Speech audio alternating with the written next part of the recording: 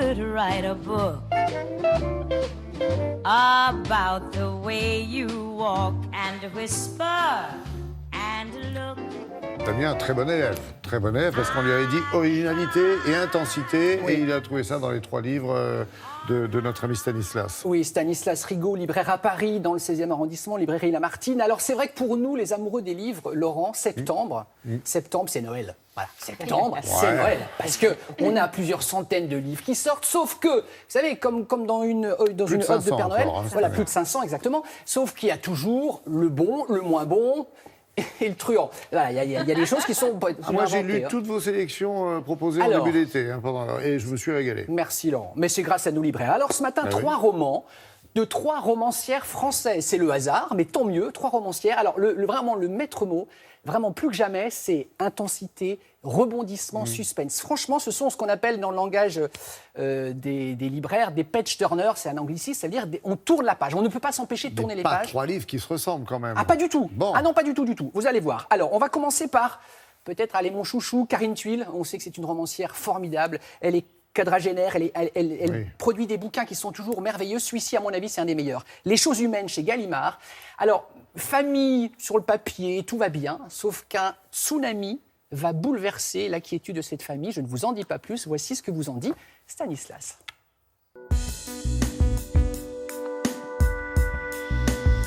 Jean Farel est une légende de la télévision française. À 70 ans, il est toujours considéré comme un des grands journalistes politiques en activité.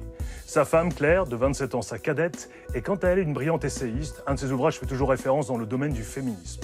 Ils ont un fils, Alexandre, qui poursuit de grandes études aux États-Unis. Tout cela n'est malheureusement qu'une grande illusion. En effet, Jean mène une double vie, Claire va le quitter pour un modeste professeur de banlieue, et c'est dans ce contexte que leur fils revient passer quelques jours à Paris.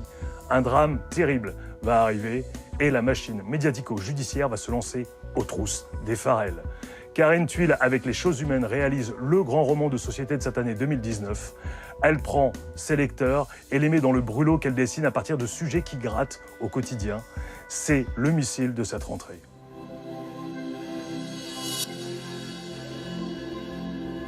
Mon deuxième coup de cœur est pour une magnifique tragédie, le roman de Cécile Coulon, Une bête au paradis, aux éditions de l'Iconoclaste.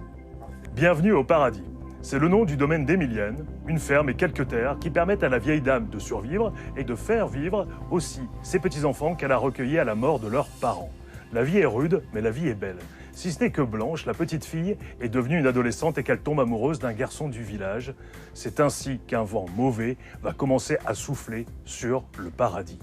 Derrière ces allures de drame familial, c'est en fait une très grande tragédie que nous a écrit Cécile Coulon, avec ses destins qui se fracassent, avec ses passions exacerbées, le tout construit comme la meilleure des séries télévisées en chapitres très très courts et très très addictifs.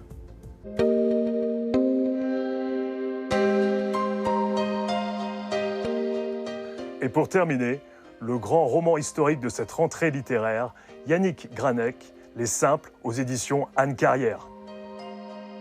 Nous sommes en 1584.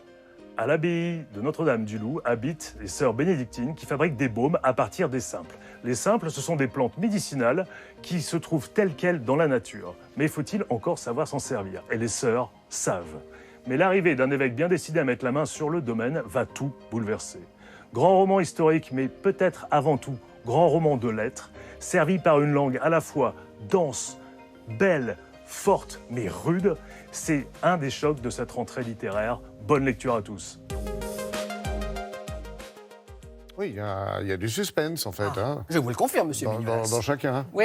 Les simples, ces fameuses plantes médicinales, c'est vraiment un polar médiéval. Si vous aimez, on est donc vraiment plongé au XVIe siècle. Il y en a eu d'excellents, mais il y a 20-25 ans, quoi. On n'avait pas revisité le genre du polar médiéval. Oui, c'est vrai que c'est rare. En plus, on sent que... Sauf notre ami Abécassis, voilà. Oui, Eliette, oui, qui est un peu dans ce secteur-là. Yannick Granec, donc, on sent qu'elle a vraiment bossé. C'est très documenté. C'est un roman, mais on sent aussi beaucoup de documentation derrière. Alors, Une bête au paradis, Cécile Coulon. Alors là, on est vraiment dans la campagne rugueuse, des personnages vraiment tranché, vif.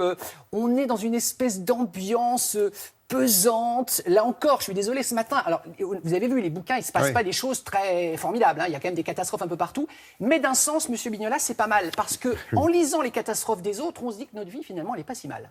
Et ça vous évite une psychothérapie, vous voyez, choses comme ça. Exactement, Monsieur. Et donc, c'est de la littérature en plus. Voilà, donc je vous en remercie. Je vous en prie, la bonne journée. Merci, la très bonne journée à vous-même, Monsieur Thévenot. Un bon lundi, une bonne semaine, en espérant, et à la revoyure. Oh bah, je compte bien.